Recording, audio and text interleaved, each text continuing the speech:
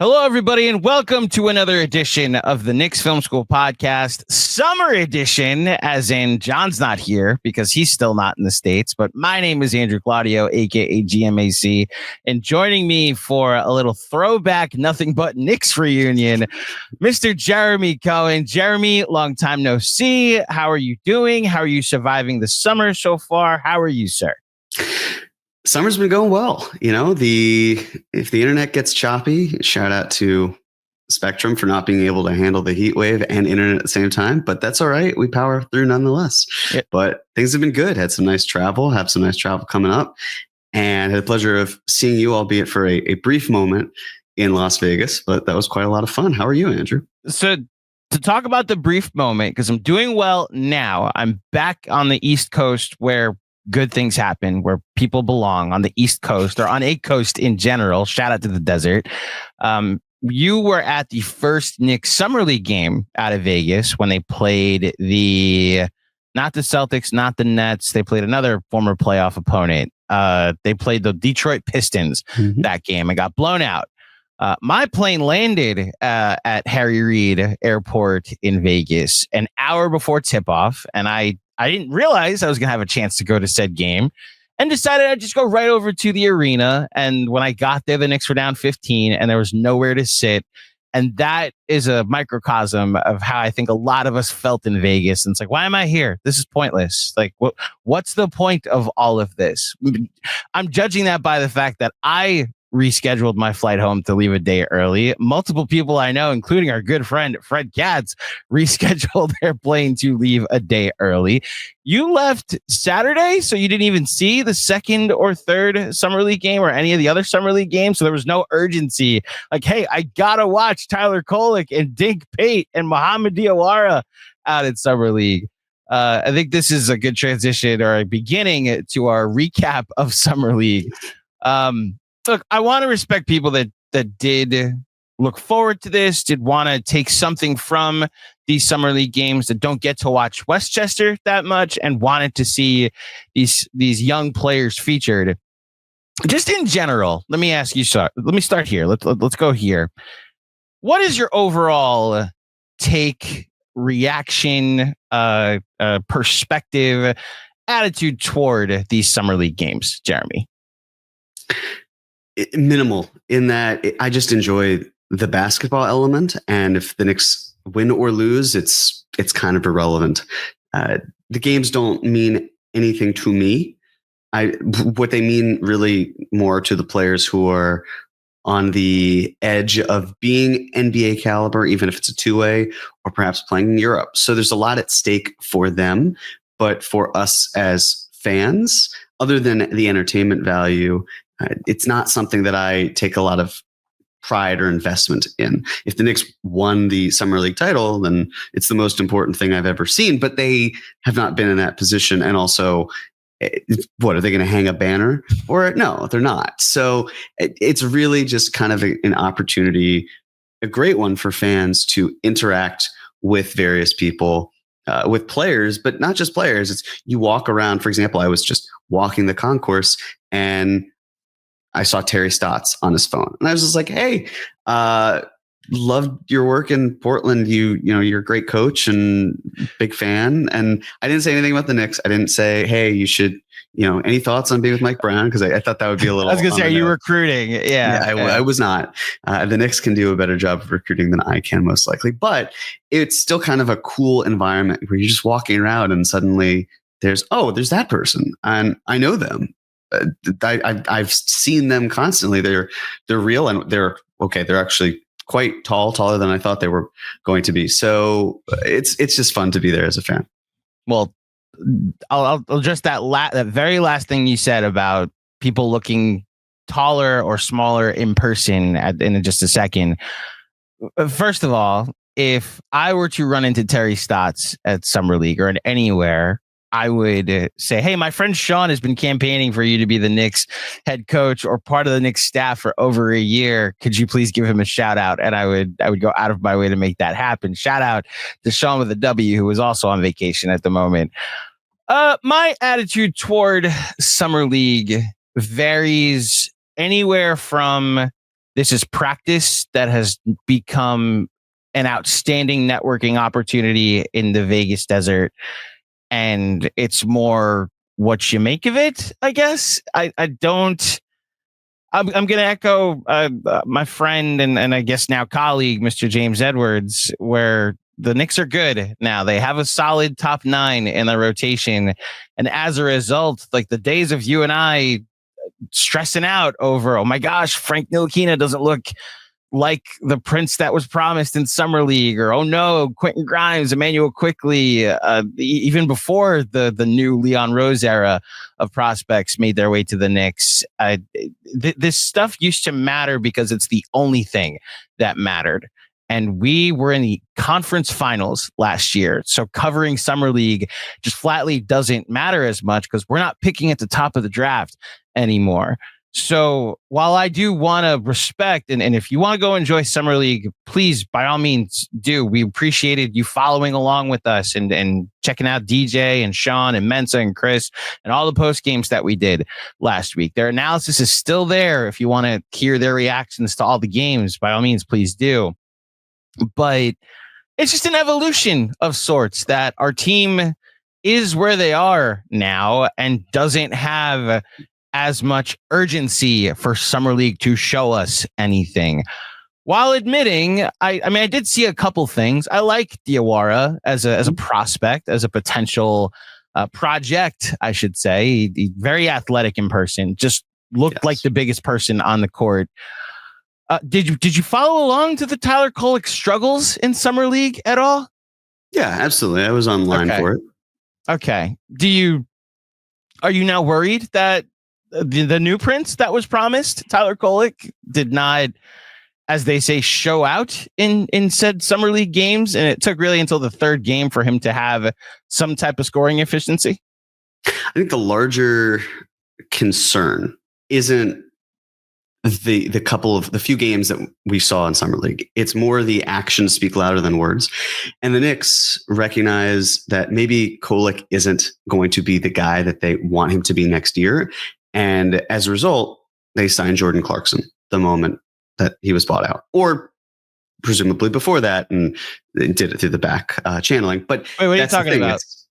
Oh, yeah, that's true. I mean, they did everything. All teams play by the rules. Yeah. So, sorry. They had a brief negotiating period after he was bought out and made him an offer, and he accepted it. Same thing happened with Bradley Beal and Marcus Smart. That those 45 milliseconds between when you read the beginning of the Shams tweet and then later in the Shams tweet, that's when they had a chance to negotiate Jeremy. That's how I understand it, at least. It was nice of them to have just that window for Shams before he tweeted it. Yeah, I agree.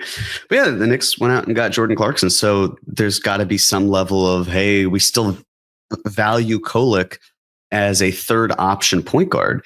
And it just takes one player being out for Kolek to then get bumped up and to see time. But we also could have said that last year, and he still didn't play very much. Different coach, of course. So it doesn't mean that he'll still automatically see time. But the thing I'd like to remind people about Summer League with his struggles, because then he did have a great first half, petered out in the second half of a game. But Kolek was also someone who won the Knicks the G League in-season tournament in the winter. He was the MVP, and that was playing against even better talent than what we saw in the summer. So, it's hard to take reactions from Summer League because the sample size and the data, it's not to say there's nothing to be taken away from and that they're meaningless games. They're not meaningless games. They do mean something, but it depends on what you're looking for. And if you're trying to extrapolate that as, see, this is why he sucks, or this is why he can be good, it's like, well, sure, but those skills also haven't necessarily gone away. I'd like to have seen him dominate more from a scoring perspective. Absolutely. He's 24 years old. He's playing against players that I would consider more inferior. So you would hope that he takes that step. He showed it at times, not consistently. It took him a little bit to get warm. So at the end of the day, he's not necessarily going to be the one who's seeing time on an NBA court anyway. You would hope that the Knicks made a good choice because they traded up to draft him. They also got Dadier, who I thought looked quite nice for when he was playing. And then you had Huck Porty, who has really seen improvement, especially with the development that the Knicks have with the big man position. So with their coach. So again, it's fun basketball, unless they're getting blown out, in which case it was not a lot of fun. And then I was just excited to not watch that basketball anymore. The Pacome Dadier minutes and the Ariel Hukporti minutes, and I'll extend this to Kevin McCullough Jr., who had 30 points in their second game against the Celtics. I don't say almost entirely down low, but I'm pretty sure literally entirely in the paint and getting to the rim and showing a bit of a Josh Hart ability to drive and go left to right.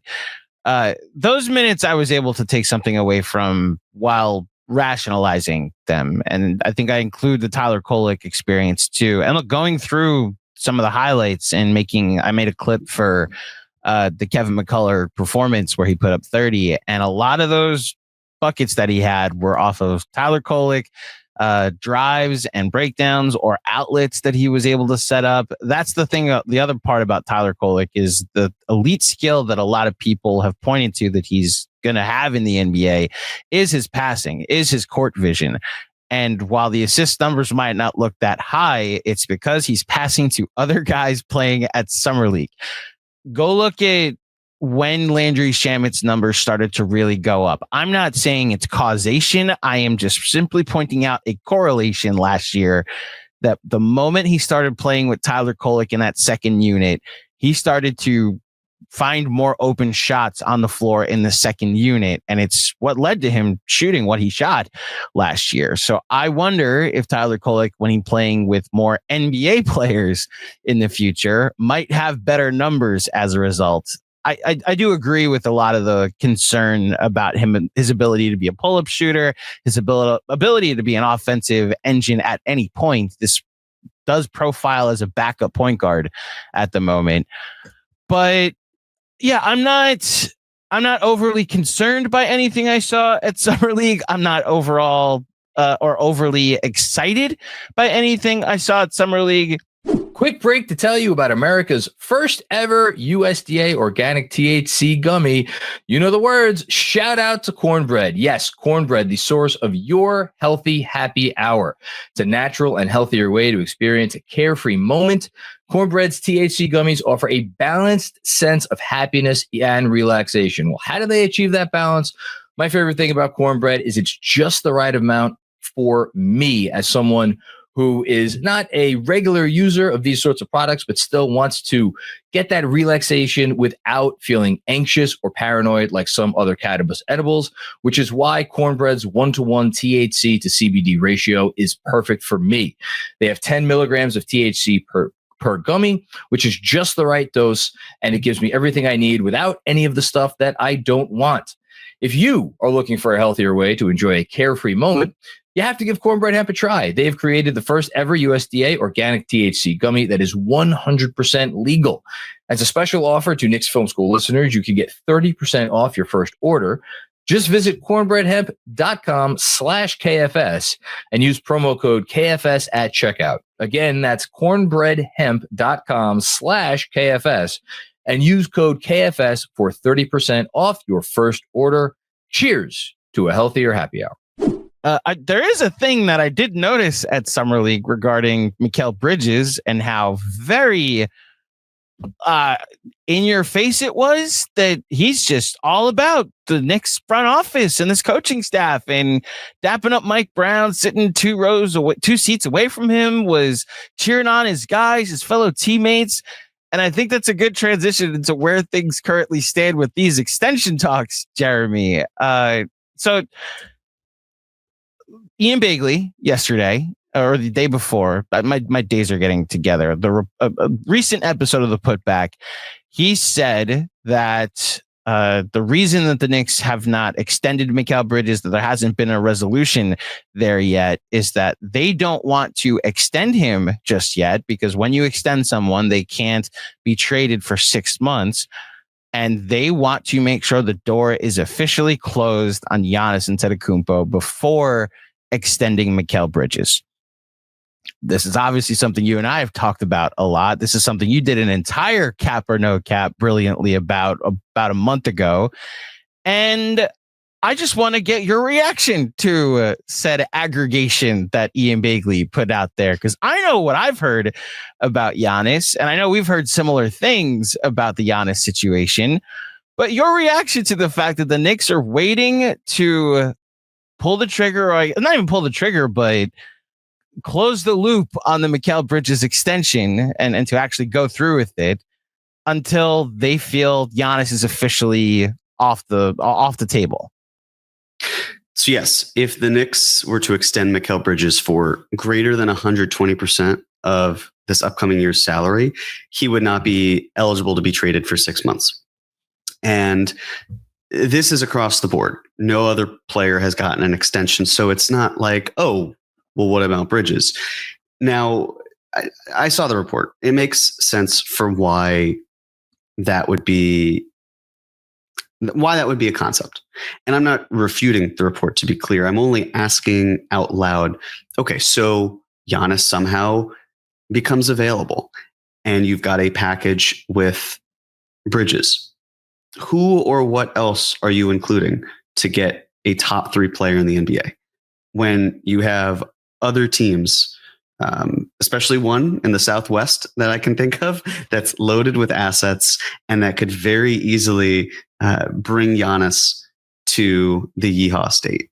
So it's kind of like, if you're the Knicks, what are you going to offer other than Mikal Bridges? So it's nice to know the idea of, well, they're holding off on him because just in case one of the best players in the NBA is suddenly available.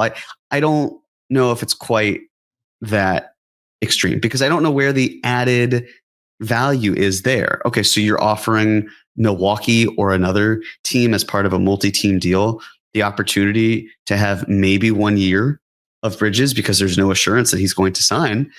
To me, it just feels like it's just simply not enough. And we've talked before about, okay, then how do you make the math work? Because if you're having Bridges sent out, then it's Bridges and presumably Mitch and Hart and whatever smaller salary if they wanted a younger player. But that's still not going to get you anything either. That's not going to get you one of those best players in the NBA.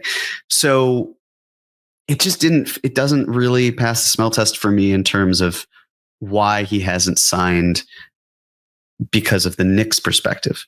Now, there is an important date that's coming up in the next couple weeks, which is, really, I guess I should say in the next 6 months and a couple weeks, which is the NBA trade deadline. And if I am Mikal Bridges and I know, hey, if I get traded, first of all, it's out of my control. I've just signed an extension and I'm going to a place where I'm not even happy about it. And I could be there for 3 to 4 years. But second, I want to be able to have control of my future. And if he were to wait until after, I believe it's like August 6th, whatever. I'm looking it up now. Yeah, keep going though. Keep going. So the first Thursday in February of 2026, 6 months before then, anyone signed before that point is eligible to be traded next season. It's like how Lauri Markkanen signed, I believe, the day after into the 6 month window. So it was, if the trade deadline was I believe like February 6th or 5th this past season, he signed probably August 6th or 7th, and maybe it was the 8th, whatever it was. And he was able to then get a de facto no trade clause because he couldn't be traded for 6 months. The trade deadline was within 6 months, so he couldn't be moved. So if I'm Mikal Bridges, I'm looking at that and I'm thinking, great. If you're going to trade me because that's just the state of the NBA and I can still get my money, at least this year I have control. And if you move me in the offseason, I'll deal with it in the 2026 offseason. But right now, I don't have to worry about that. So that is something to consider if you're a Knicks fan thinking about, well, why are these extensions not happening? There could be another date and the factors at play there. So to clarify, or just to add on to what you're saying, I guess you are correct about when the trade deadline was last year. It was the 6th last year. It's the 5th next season because Super Bowl Sunday is the 8th, and it happens usually the Thursday before Super Bowl Sunday. And as of now, that is February 5th. Bad job by I actually don't know if it's a bad job by the NBA or the NFL to schedule trade deadline week. I just remember last year, I just forgot the Super Bowl existed because Luka got traded. And then that set off a bunch of other trades to happen between De'Aaron Fox and Jimmy Butler and the rest of the craziness that happened. You said a thing that coincides with a lot that I've heard about the Mikal Bridges situation, which has nothing to do with Giannis Antetokounmpo. It's does he want to be here long term? And that has been my question about Mikal Bridges for a while. And I think everybody has their number, that if you give it to me, yes, of course I want to be here for as long as you'll pay me said number. I've been very curious about these negotiations from the Mikal Bridges side and how much he's willing to either help the Knicks. That's what we've seen a lot lately. I know OG Anunoby got the number that he got, which was a big number. Wasn't the full max. Julius Randle extended early. Jalen Brunson extended early. A lot of these team-friendly contracts that the Knicks have been able to hand out have been guys willing to play ball with them a little bit. Mikal Bridges may be different because he has, in my opinion, all the leverage here, at least the majority of the leverage here. And I wondered if seeing this report was more, hey, like, we're not extending you because we're waiting to trade for Giannis, even though Giannis may not be available because his team has done another thing that they've asked him to do, which was stretch and waive Dame Lillard and then sign Miles Turner to the contract that they did.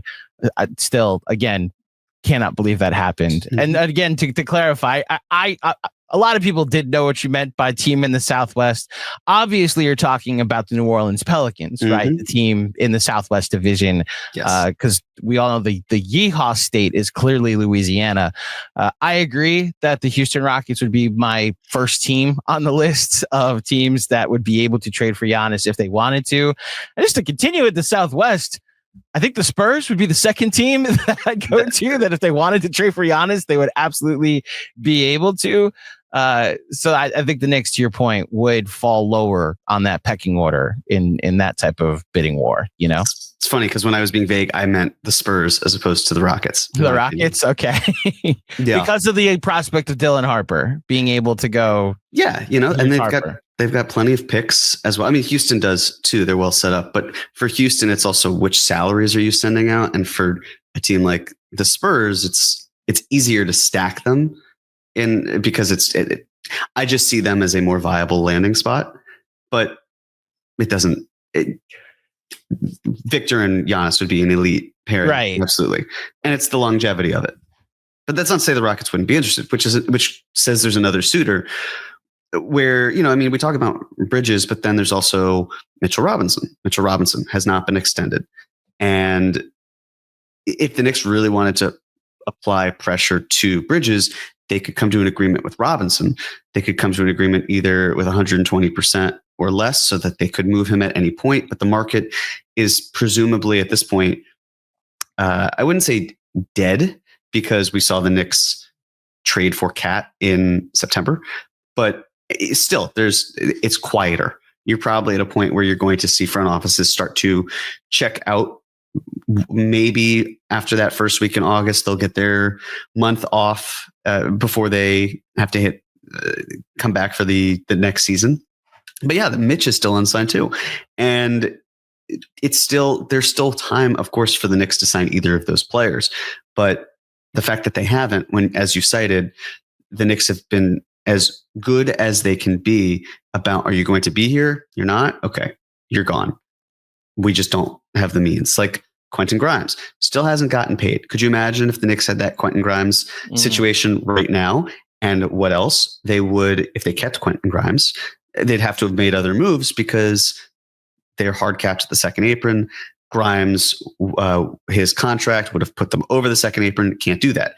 Obviously, that means they couldn't have signed Yabusele in the first place. But then if they kept Grimes and all these other players, then that means that they are above the second apron, something that they may not, and clearly did not, want to be this year. Another player, there was talk in last December, of, get Dorian Finney-Smith. You know, the Knicks should absolutely be poaching him. And what happened? You got Really, any Dorian Finney-Smith trade would have featured Mitchell Robinson because that's how the math had to work. So you would have moved him and still not had any center help. So you would have had to find more center help on top of that. And then when you look at the salaries for what Dorian Finney-Smith signed for versus what Mitchell Robinson makes, Finney-Smith makes more because he left LA to go to Houston. And if he had stayed for the same amount that Houston offered him and been in New York, then the Knicks would have been in a worse financial situation, similar where they wouldn't have had space to sign another big. So they would have been, they just would have had a lot of dearth at that position there. So these things work out. They really do as we go through the team building prospect. But there's one other name that hasn't been talked about. And I'm shocked that more people haven't spoken about this. I'm not surprised that it didn't happen, but I'm surprised that people aren't talking about it. It's Karl-Anthony Towns, right? It's Karl-Anthony Towns. Yeah. So several years ago, Devin Booker and Karl-Anthony Towns were repped by the same agent. They both signed Supermax contracts on the same day. It was a huge day for them, for her, for the agency. I believe it was also the first max contract signed by a female agent. And then there were two, but I could be wrong about that. And there were two of them. And so then what happens, Andrew? Devin Booker signs his extension with the Suns. And you might be thinking, okay, well, shouldn't Cat be signing a similar contract? He was all NBA. Why is he not getting paid? And it could just be that the Knicks don't want to do extensions, period. You know, if you give 1-to-1, then everyone else can be like, hey, I want mine. And if you say no extensions across the board, then it makes sense. It could be that the money that Devin Booker is making for a big man, several years down the line, once that contract kicks in, that might not be the prettiest of contracts to have. Maybe the Knicks want to have to try to do some workaround. Maybe they want to try to compromise with Cat. Maybe there's something that they want to do where it's a little bit more comfortable. But to me, if you're talking about Giannis and you're talking about waiting for someone, a reason why you don't ink a player, it's not Bridges, it's Towns. It's him. He's the one who holds the most value of any of the tradable pieces that the Knicks currently have. It's not even a question because Jalen Brunson's not going anywhere. So when I see it's about Bridges, I'm like, is it really about Bridges? Or is the question then, hey, we've in this theoretical moved Towns for Giannis. Again, not saying this will happen. It's just bandying it about here. If you're talking about that, then the question is, how do we get Bridges to play ball with us so that we say to him, you're staying. You're obviously a great fit around Giannis. We just want to work a little bit with the numbers on guarantees and bonuses because we could use some help in trimming as we get to the second apron. That's where I've seen it. I don't know. Tell me if I'm wrong or if you've any different thoughts. It does make sense in seeing your perspective here that Cat's extension should be talked about as far as the literal scenario that the Knicks have created or have reportedly created with Bridges, that it's like we're not going to extend you now because we want to be able to trade you in case a Giannis trade potentially comes up. So that does make sense to me. There's a personal side of this with Cat as well, that I know he wasn't thrilled with the things that were said on the record at the end of the year about his defense and potentially playing the wrong coverages, and didn't love how that all came out just as they were eliminated by the Indiana Pacers. I do wonder, I haven't heard that he was one of the guys that was vocal about Tibbs in the exit meetings. It does seem like there's also vacation photos of him and the Brunsons out on the town, and it does seem like he does have relationships within the group that are just fine. I guess the reason I'm not as because he just signed his Supermax, to your point. Like it's not this year, but he's still under contract next year too. Next year would be like what this year is for Bridges. Correct. Right. So I guess because it's a year early, I'm not as surprised that it hasn't come up yet. because next summer might actually be a pretty big question for what the Knicks want to do with Karl-Anthony Towns. Next summer is also, in my estimation, the summer that Giannis will become available. Look, the NBA, Luka got traded. He could be traded tomorrow, as far as I'm concerned. So that's, I see where your read is on this, and I agree with it. I just also, this is the question I'll ask you. I don't know how many big moves the Knicks are going to make like that, in the sense of a big roster shuffle in the next 2 months. I don't think we're getting a training camp trade the night before training camp trade again this year. I think the Knicks' big move was changing their head coach and getting a new head coach. Do you foresee any significant roster changes before training camp this year? I'd say no, but I also would have said no last year. And lo and behold, they moved Julius Randle, Dante DiVincenzo, and a draft pick for Karl-Anthony Towns. I don't expect the Knicks to get Giannis. I don't expect them to move Karl-Anthony Towns. I just would envision the way that they would, if they were to get him, is by moving Karl, based on the pathways that we've talked about. It doesn't mean that there aren't others, but the Knicks have limited assets this year. That changes less than a year from now, when they have access to the 2026 pick after the draft to be traded, and access to their 2033 pick, as well as any swaps that are relevant. So there is time for them to buy. What's fascinating to me, though, is there are two teams that have not filled out a single two-way spot. And that's the Spurs, and that's the Knicks. And a reason why it's interesting to me is because if you needed extra salary, you could use any of the players that we saw at Summer League that the Knicks hold the draft rights to, specifically, well, not draft rights, excuse me, to the Beauchamp. He's one. Anton Watson is another. Guys who maybe have not found homes quite yet, although I'm trying to remember if Watson is still unsigned or not. Either way, we know Beauchamp is not. And you need to get the salary over. But if I'm Milwaukee, I've just built this team. I've just assembled it. Even if Giannis says, I'm not in the mood here, why, if I'm Milwaukee and I've just incurred this massive debt of Damian Lillard and tried to patchwork this team to the best of my abilities, why am I doing this? Why am I saying I did all this work and now I'm not even going to see what it looks like on the court with Giannis? It might fail, but at least I've tried, and I'm going to keep trying it. If you're assembling that team and then you're moving Giannis, it doesn't really make sense unless your argument is, okay, well, they're not going to care about money. They have Miles Turner. They could always flip him later on, try to get something there and rebuild. But then it's the pick situation. They don't have their own picks for a while. So that's the other part of it, is why is Milwaukee doing it? But to me, seeing the 3 two-way spots the Knicks have be completely unfilled, and it's July 20th right now, that is fascinating. It's just like not a single player has gotten it. And part of that could be if you sign a guy to a two-way and then you want to bump them up to the rookie exception, then you can't do that because their first contract was a two-way. The rookie exception, it has to be the first contract you sign. It's why Huck Porty was on a two-way and then signed for the minimum, a 2-year minimum, which is the most the Knicks could give him, and not on a rookie exception.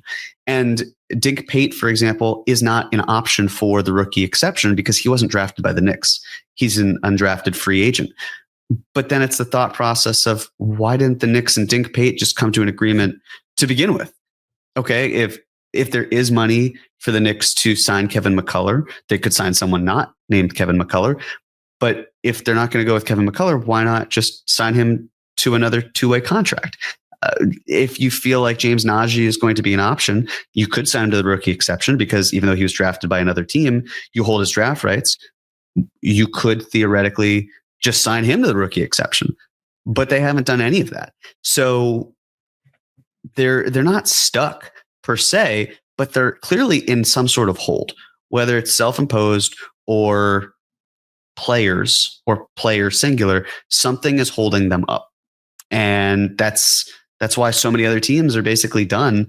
And the Knicks are clearly not settled, and it's fine that they're not. Last year, they entered the NBA season with 12 players on the roster. Right now, they have 12 players on the roster. They can allow for 14 days to elapse during the regular season. And on day 15, that's when they would have to come to an agreement with these players, whomever they are. But they haven't. They just, not all of their ducks are in a row right now. So I just want to do a quick recap of what you just said, because I understood it for the most part. I want to just, anybody else that might not have, to Jeremy, what he just said, they have 12 guys currently under contract on the team, the 9 rotation players that we all know of, Tyler Kolek, Errol Hookporty, and who's the 12th one that I'm forgetting right now? Dadier. They become Dadier, right? So that leaves Kevin McCullough Jr., Mohamed Diawara, any of the guys you saw at Summer League, currently unsigned, and 2 roster spots they have to fill within 14 days of the beginning of the regular season, which is, I believe, is on October.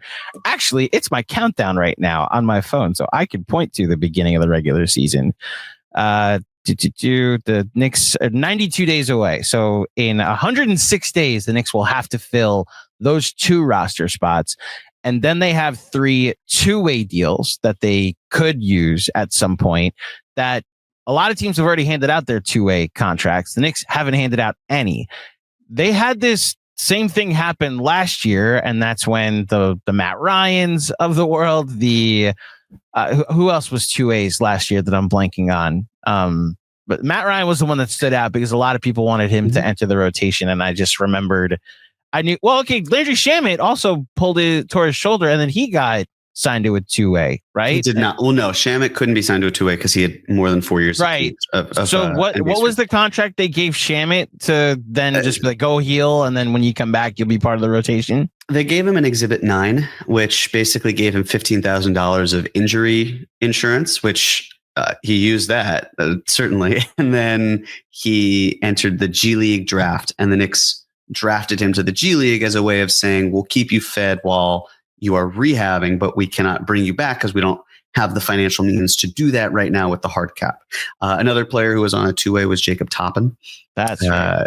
And saw him at Summer League, not playing, but did see him at Summer League. Yes. He was there. So and then, you hit your maximum with these players and then you kind of cycle through, which is why sometime, and I think it was February or so, you saw a bunch of players get waived and then signed by other teams. And it was kind of musical chairs of two-way players because they reached the amount of games that they could be eligible for. And then two-way players can't play in the playoffs. They're not able to do that, but you've got that time between the deadline for when you can make a roster, the last day to sign a two-way, and the end of the regular season, where if a team wants to kind of stretch out the back end of their roster, rest some guys or play fewer minutes, maybe there's some games that they're more comfortable punting, that's when you see those players come in. And if you're hitting your maximum with those players, then it's a bit of a problem, which is why the cycle then does what it does. Can I say something, Jeremy? Like, you just pointed to a world that we have not known to exist. What do you mean regular season games are punted and you get looks at younger players toward the end of the season because you know where your seating will be, and the next couple of weeks should be about data collection and information rather than let's throw our guys out there in potentially meaningless games down the stretch. This is not a world I have existed that has existed that I have been able to experience over the past couple of years. Not to throw full shots at the dearly departed Tom Thibodeau. That's the other part that I took away from Summer League, was seeing Mike Brown's big smile with his notepad on the sideline and that, like, to just close the loop on Mikal Bridges. That's one thing I did notice was, like, Mikal seemed very excited to be sitting next to Mike Brown, laughing with him on the sideline. I know there were photos of him and Tibbs last year at Summer League, him, Tibbs, and OG, but this was much more noticeable how much Mikal was at every Summer League game, at least I attended, and was very present. And I heard from someone that he was at the Win with Mike Brown having breakfast every day. So any thought about him not wanting to be here? those are starting to fade a little bit, and I wonder if you're inkling that they're just waiting until the August mark for the de facto no trade clause for August 6th to roll around. So that way, if he signs it, then he can't be traded at this year's deadline. Might be the negotiating tactic that his representation is using here. If we can pivot just to a couple of quick hitters before we get out of here, Jeremy. So Bradley Beal and Marcus Smart were bought out by their teams. Bradley Beal by the Suns after a very long saga of please waive your no trade clause, and then him responding in every one of those texts, no. They decided to finally buy him out, and he signed a 2-year deal with the Clippers. And then a bit of a shocker yesterday while I was at Citi Field watching the Mets dishonor David Wright by losing in the most New York Mets fashion, not being able to hit with runners in scoring position. I got the alert that Marcus Smart was bought out by the Wizards, something I didn't know was coming. And then he signed, the great Celtic Marcus Smart signed with the Los Angeles Lakers for a 2-year deal. So let's just start here. I ask on behalf of any Knicks fan that might have wanted either of these players, could the Knicks have signed either Bradley Beal or Marcus Smart? And if not, why? The Knicks couldn't have signed Beal or Smart to either of the contracts that those players received. There was just simply too much money. The money that went to Yabusele would have been the salary slot that either of those guys would have taken. That's just the money portion. Then you talk about where's the playing time. Okay. How are they finding time for either of these guys? And you might be thinking, well, it's Bradley Beal. It's Marcus Smart. Of course you find the time. Smart has seen a lot of injuries over the last couple of years. He's been moved around a bit as well. So perhaps it's harder to really figure out, is he unhealthy or is it simply he's not within the game plan of the Wizards? As for Beal, it comes down to, yes, he also hasn't played as many games as you might like, but you can live with it based on what you try to get out of him. But what is it you're trying to get out of him? That's the real question. Bradley Beal, assassin in the mid-range, can create. But in terms of how the Knicks operate, I'm very skeptical that he would have been the right fit. It's not to say he's not a good player. He can be a good player. Clearly, the Clippers are going for it, and he's going to look good there being set up. But they're going to play more towards his game. And I think the Knicks would likely look for players who play more towards their game.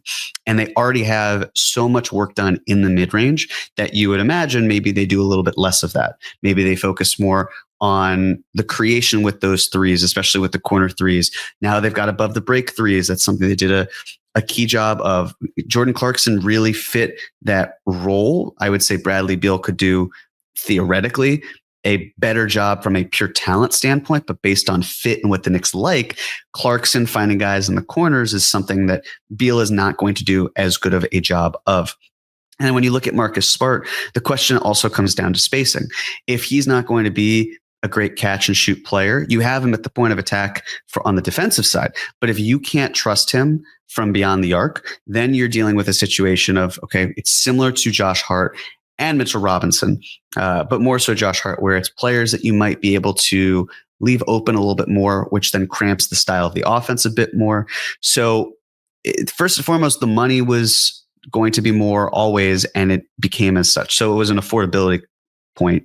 But then there's just simply no time that I could see either of those players forcing that the Knicks want to give up the pathway there. It feels like if I'm the Knicks, it's we're going to give a contract to someone who we can rely on if we need to, but not someone who we have to write in pen as being a rotation player. And I would understand why someone like Smart would look at the Knicks circumstances and say, where do I fit? Where's my role? You've got Jalen Brunson playing. You could pair me with him.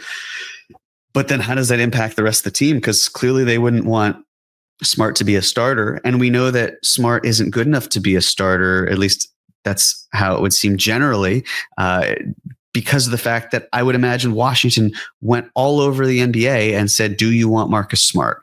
And the NBA said, there's no one salary-wise that we have that we want to trade for him that's worth it. In the same way that Chicago, not Chicago, in the same way that Memphis tried to package a first-round pick with him and then wound up doing that because they simply didn't want the player or the contract anymore. So then it comes down to, the roles and the costs. And if I'm the Lakers and I have the money to spend, it makes a whole lot of sense why I would get Smart. But the Knicks didn't have that opportunity to do that. And I think that's fine because they used the money that they needed to on a younger player who is of a larger position of need, which is above the break shooting and someone who can back up Cat, which the Knicks desperately could have used through last season.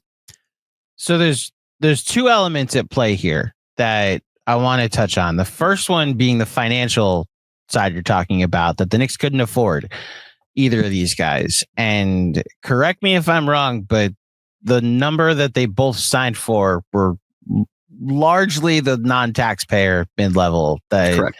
went to Yabusele, which I know you mentioned that. I just want to fully nail down for people that might have missed it. Like the $5.5 million that Yabusele got is the number that the Knicks used, the non-taxpayer mid-level, the whole cap or no cap you did on it.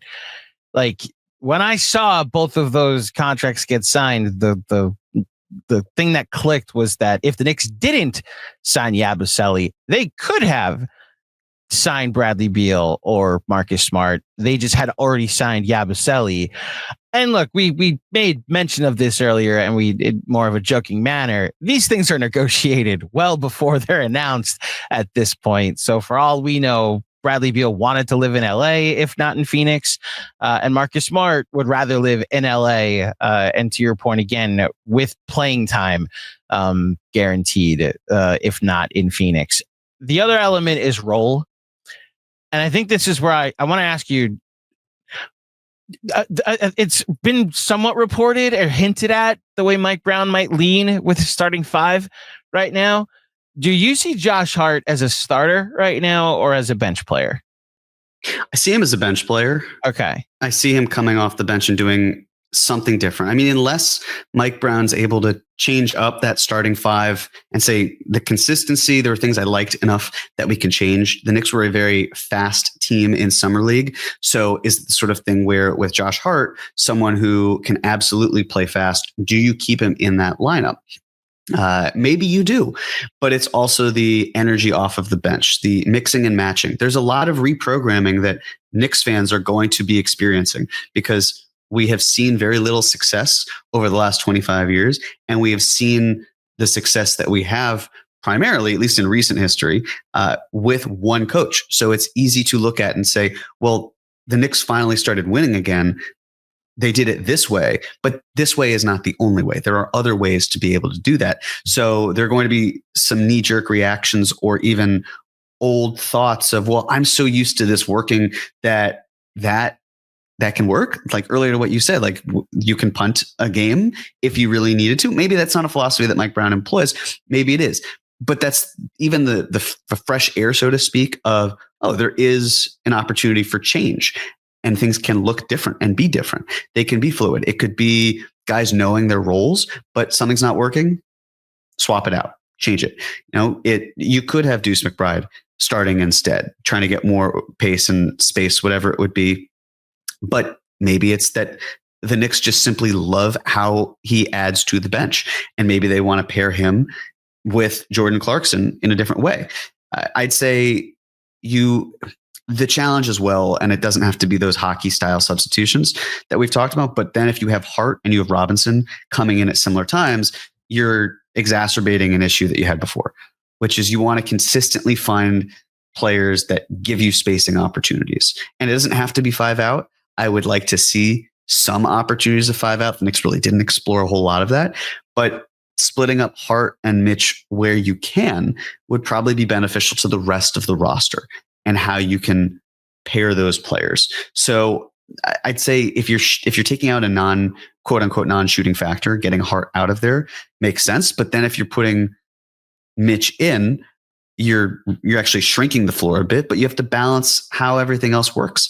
So it's not to say trade one or trade another, but just manage how the two can coexist, or manage how the team can exist with just one of them on the floor. Well, so that's where I wanted to go with this, because the first question I was going to ask was, how do you view Josh Hart? Then it's, how do you view Mitch? And then it's, how do you view Deuce? Because there is a world, if you still wanted Mitch to be a backup center, and you wanted Cat at the 5 to potentially be your starting 5, and you don't believe in Deuce McBride. And the reference I was making earlier in the show about seeing how big or small someone is when you see them in person, had the opportunity to meet Deuce. I know you did too at Summer League, but he came to the Knicks Film School, Knicks Fan TV, Left Coast Knicks meetup thing that CP had the chance to interview Deuce McBride. And that's when I noticed that this man is 6 feet tall at best. And it's the most empathy I've ever had for Tom Thibodeau in all of my frustrations with Tom Thibodeau refusing to play him next to Jalen Brunson. I then had the understanding of his perspective that it was like, I'm going to see him next to Jalen and say, okay, go guard Cade Cunningham. Like, I do understand if that's what you looked at. I would hope that, I don't know, a thing like numbers and data and this thing called lineup data that you apparently subscribe to would have been something that you wrote more than what the visual representation is telling you. But I empathize with this. Like, all right, I get it. And so if Mike Brown has the same perspective and views Deuce as a backup as well, fine.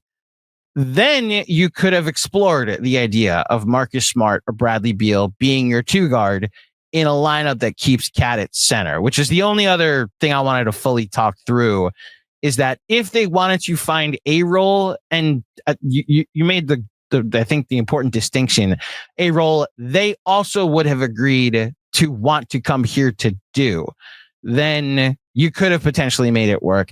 I personally didn't want Bradley Beal on my basketball team. Just I want guys that want to win, not guys that I think are where the Knicks are, because I do respect Bradley Beal having the ability to make his family comfortable and go to certain places. He exercises no trade clause because he wants to have some stability. Like, that is your right that you earned. I think that there are other players that I think want to be here and potentially commit to helping teams win that I would rather have in that spot. So that's just me personally. And then Marcus Smart, I didn't know he was available. I would have been interested. But the Knicks had already signed Yabusele, so they, if anything, got outbid in that situation. So that's just more what I wanted to talk through and talk out. That's actually going to do it for this edition of the Knicks Film School podcast. Jeremy, unfortunately, had to sign off early. Thank you to Spectrum and the internet issues that we mentioned at the top of the show. But thank you to everybody for tuning in to another edition of our wonderful podcast. And just I'll speak on behalf of Jeremy and really for all of us. We've had a lot of chances to do some community outings, whether it be going to Summer League, Fanatics Fest, and even Knicks Twitter Day. Anybody that's come up to us over the past couple of weeks and said that they love our stuff, they love our content, appreciate our work. Well, we love you and we appreciate your kind words and you tuning in to the work that we do here at Knicks Film School. Because of how much work we've done over the past couple of weeks covering the offseason and free agency and Summer League, we will be taking a week off. We will be taking the next week to just kind of recharge. So that's your programming note for the upcoming week, is that you will not hear from us for at least a week. And then we'll come back with some summer content. We'll check in from time to time with some current event stuff with the Knicks. If they sign somebody, we'll, of course, be ready with that emergency live stream, Robert Cross. And then, yeah, we'll take you throughout the summer. We will have content throughout the summer, just so at least for the next week, you won't see us. Thank you for tuning in. If you dug the show, please head over to iTunes, drop a 5-star rating and a review. Like this video, remember to subscribe. We are on the road to 40K. Help us get there as soon as possible. As I mentioned, we'll be back in the not too distant future, but until next time, thank you for listening. Thank you for watching. Enjoy your summers and let's go Knicks. Peace.